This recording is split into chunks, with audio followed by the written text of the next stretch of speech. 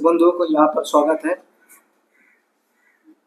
हमने और हमारे साथ में कैंपेनिंग कमेटी के चेयरपर्सन हम लोग नॉर्थ एंड मिडिल का दौरा किया था 23 तारीख से 25 तारीख तक, जिसमें बहुत कुछ जो है जानकारी में आया और आप लोग को ये शेयर करने के लिए, एडमिनिस्ट्रेशन को जागरूक करने के लिए आप लोग को यहाँ पे बुलाया। आपका माध्यम से जो है जागरूक करने के लिए आप लोगों को यहाँ पे बुलाया। सबसे पहले कि डिगलीपुर गया तो वहाँ पे एक माताजी ने पूछा कि बाबू कि कोई नौकरी वोकरी का बच्चा लोग का जो है एज कमती कर दिया। हमारा बच्चा का तो 28 उम्र है, हमारा बच्चा मिलेगा नहीं मिलेगा। तो हमने कहा कि माता जी हम क्या कर सकते हैं, हमारा एडमिनिस्ट्रेशन हमारा तरफ से कई आवाज उठाया। हमारा कैंपेनिंग कमेटी चेयरपर्सन, हमने देखा उन्होंने चिट्ठी दिया, हमने चिट्ठी लिखा और कई हमारा जो है मीटिंग हुआ, इसी में संदर्भ इसका डिस्कशन हुआ, लेकिन तस से मस से एडमिनिस्ट्रेशन सुनने वाला नहीं है। क्योंकि ये बीजेपी का एडमिनिस्ट्रेशन, आपका एक पियून से लेकर prime minister president of India तक ये बीजेपी का है। इन्होंने इलेक्शन के दौरान उन्होंने कहा था हर साल जो है 2 करोड़ नौकरी हम देंगे। अब उसको देना ये 10 साल में बहुत भारी पड़ गया है। 10 साल में 20 करोड़ होना भी तो ये तो हो नहीं पाया। अब तरकीब लगाया इसको कि उम्र ही घटा दो, नौकरी का कोई जरूरत नहीं है, नौकरी पूछेंगे नहीं, हम तो नौकरी देने के लिए तैयार है, लेकिन कोई नहीं आ रहा है तो हम क्या करेंगे। ये बहुत बड़ा साजिश है ये अंडमान निकोबार के लिए। मैंने पूछा माता जी से, माता जी आप सही बताइए वोट किसको डाला आप लोग।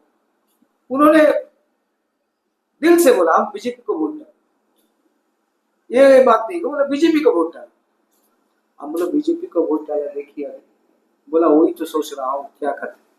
हम बोला वाकई वही है, ये बीजेपी का साजिश है।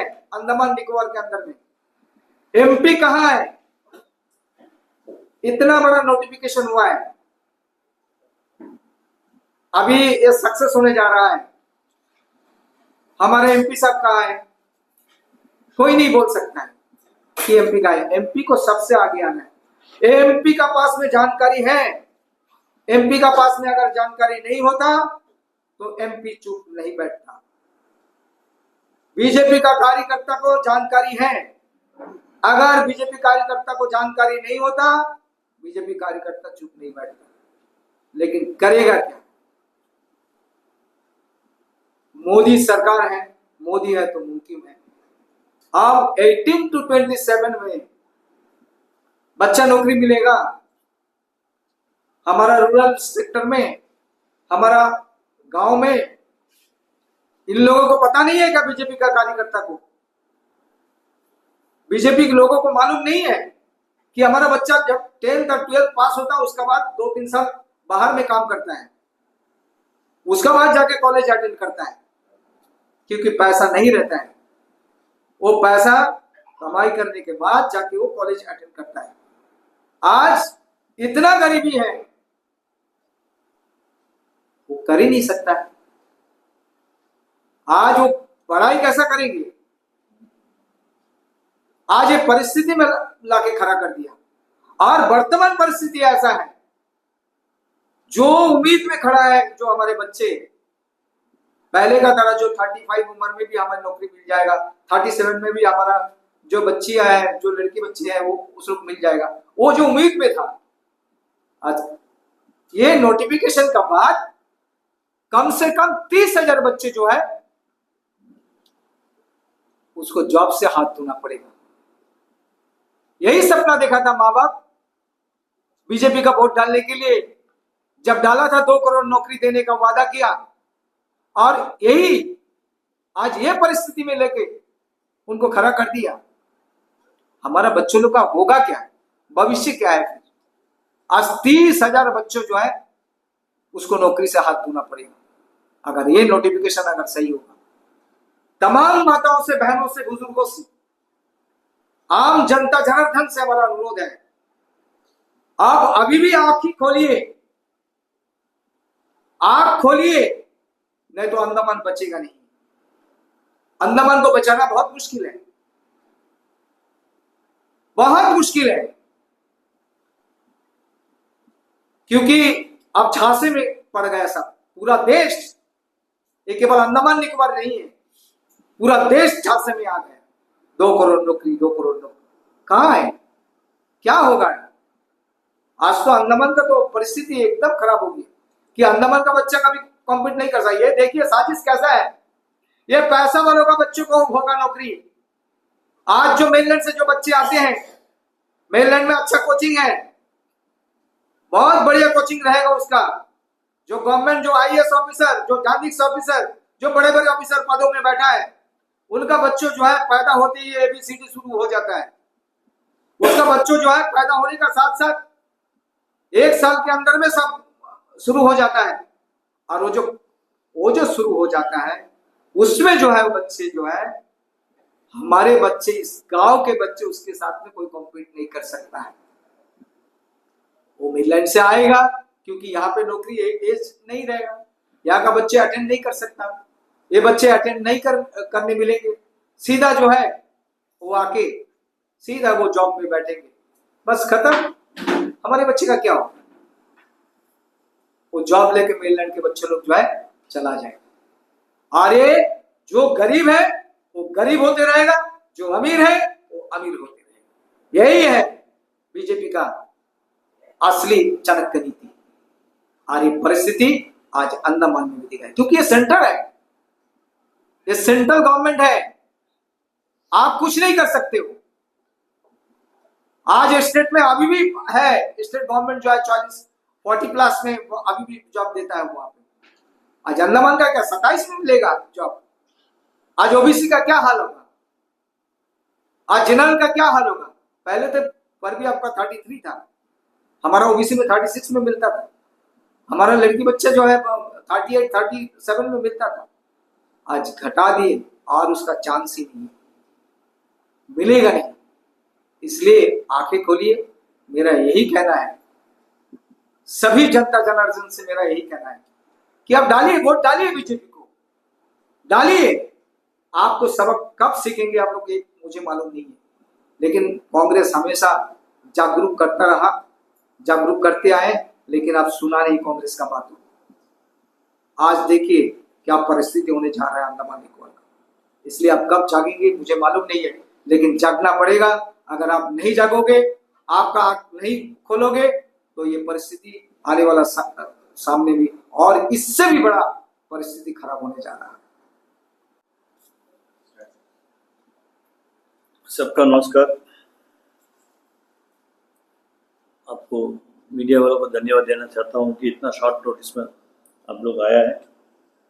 जैसे दादा ने बोला, दादा और हम 3 दिन का दौरान में मिडिल एंड नॉर्थ में गया। परिस्थिति बहुत गंभीरता है। दादा ने विस्तार से आपको ये एम्प्लॉयमेंट के बारे में बात किया, जो अभी जब रिसेंटली कुछ कॉल फॉर आया उसमें एज लिमिटेशन कर दिया। इसमें ज़्यादा हम बोलने नहीं बनता, हम खाली हाथ जोड़ के प्रशासन से रिक्वेस्ट करता है, एलजी महोदय से रिक्वेस्ट करता है कि आप प्लीज़ एज रिलैक्सेशन कर दीजिए, क्योंकि बहुत साल से रिक्रूटमेंट नहीं हुआ। एम्प्लॉयमेंट एक्सचेंज में 80,000 का रजिस्ट्रेशन है, आप जॉब मेले में 4,000 का दिया है, बाकी 76,000 आदमी वेट कर रहा है। सो इसमें बहुत आदमी को एज चले गया, कोरोना आया, आप रिक्रूटमेंट स्टॉप किया, बहुत कुछ कारण है।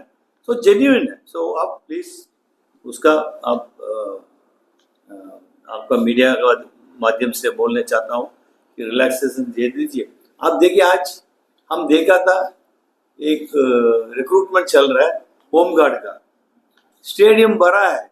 आप देखिए कितना आशा लेके इन लोग आया है, कितना पोस्ट है उधर में, 190 कुछ पोस्ट है। उधर में जमा हुआ था ऑलमोस्ट 40,000 आदमी। स्टेडियम भरा, स्टेडियम के आउटसाइड में भरा, वो मरीना पार्क रोड में भरा, फिर भी जगह नहीं। तो आप ये परिस्थिति बहुत गंभीरता है एम्प्लॉयमेंट का। मोदी जी तो बोला है, बहुत कुछ बोला है, अच्छा दिन आएगा बोला। 11 साल हो गए, हम भी वेट कर रहा है, अच्छा दिन आएगा। सवाल है आप लोग का?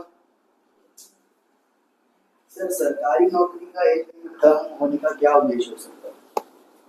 देखिए, ये हम लोग का एमपी साहब ने ठीक से अप्रोच नहीं किया, सीधा बात है। क्योंकि एलजी साहब ने ऑलरेडी रिलैक्सेशन दिया हुआ है कुछ। अभी जो इन लोगों जो रोजगार मेला हुआ था उसमें जरूर रिलैक्सेशन हुआ, आप लोगों को तो मालूम है ना। तो अचानक इसको कर्टेल करने का क्या मकसद है? मकसद है कि आप लोग रो, हम लोग आएगा, एमपी साहब ने बात करेगा, फिर हम लोग बोले एमपी साहब ने बोला इसलिए हम लोग किया है, बस यही है। सर, वापस मुद्दे में आते हैं। भारत में कंपटीशन बहुत ज्यादा है, कई लोग 5-6 साल तक तैयारी करते हैं पढ़ाई की, तो ऐसे में एज लिमिट को घटाना उनके सपने को छीन रहे नहीं? 100% हम लोग इसको विरोध कर रहे हैं। आके हम लोग एक चिट्ठी भी लिख दिए गवर्नर को। रिक्रूटमेंट रूल का जो नोटिफिकेशन दिया है उसमें जो मजदूर और फील्ड वर्कर डीएसएस का और सर्वेयर का जो ये घटा, एज घटा, उसमें तो हम लोग विरोध करेंगे। अगर देखिए, हमको मालूम है एलजी साहब बहुत अच्छा आदमी है, क्योंकि ऑलरेडी वो रिलैक्सेशन दिया है, तो ये बार भी वो देगा करके उम्मीद है। नहीं देगा हम लोग रोड में उतरेंगे, धरना करेंगे।